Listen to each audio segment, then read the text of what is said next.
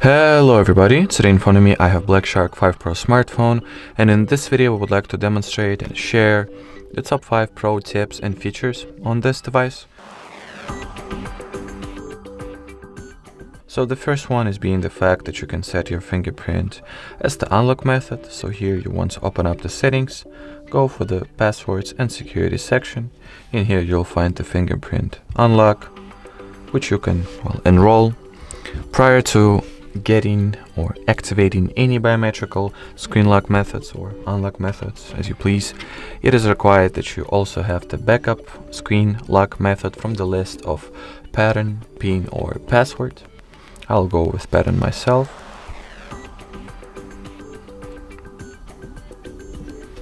Enter the pattern that I would like to use and then simply confirm it.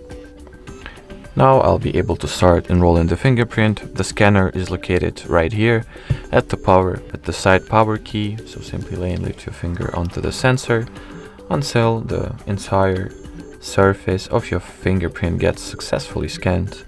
Make sure that each time you lay it onto the scanner, you slightly rotate the finger so the full surface of it will be successfully read by the sensor. So just like so, gradually lay and lift your finger until the fingerprint gets enrolled, just like so. Now we can go ahead and test it out. As you can see, it works just fine without any issues or difficulties. Alrighty, so the second tip or feature that we were to show you in this video is the second biometrical way of unlocking the display of your device. As you could already guess, it is the face recognition or the face unlock. So let's go ahead and set it up as well. All that you need to do in order for it to be activated is to simply scan your face. So we'll start the scan procedure. Simply place your face inside this circle frame, which I'll do off the screen real quick.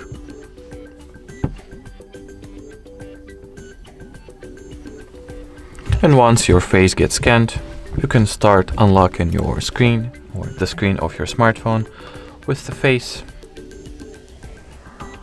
So simply align your face with the selfie camera, and as you can see, the display gets successfully unlocked without any issues at all. Alright, so moving on to the next feature that is located at the display category of settings. So let's go ahead and enter it. And in here, go straight for the refresh rate. So this option or this setting allow you to switch between 3 available values of display refresh rate: 60 Hz, 90 Hz, and 144 Hz. So basically, the higher you go, the more, the silkier, the smoother animations and interface experience in general gets. But at the same time, the higher value you have, the more, the battery consumption increases more.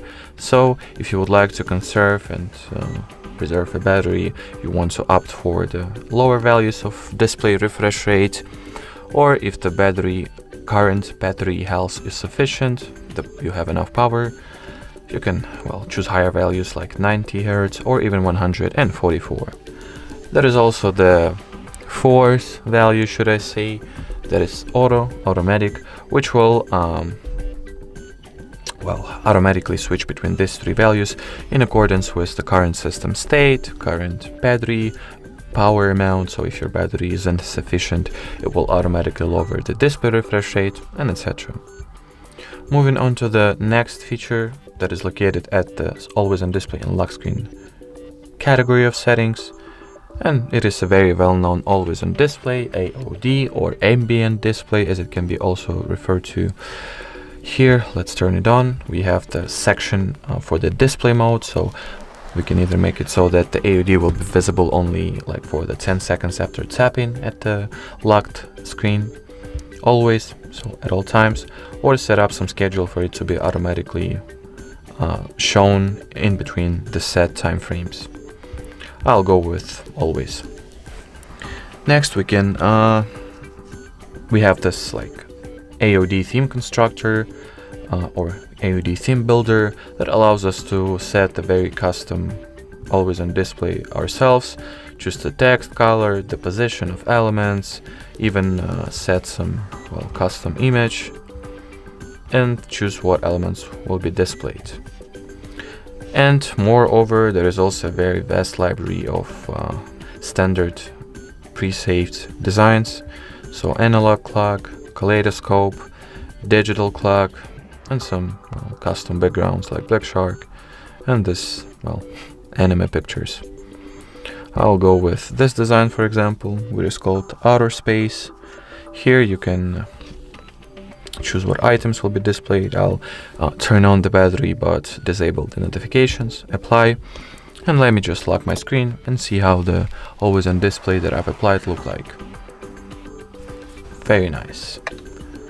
Alrighty, and the final tip, or feature should I say, that we were to show you in today's video is actually an entire category of settings that is called Performance Manager.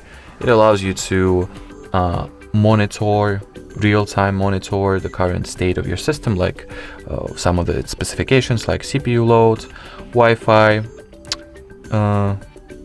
Wi-Fi state like signal intensity or network latency, the memory state, the battery state, and etc. There is also the Process Manager that allows you to manage the processes, obviously.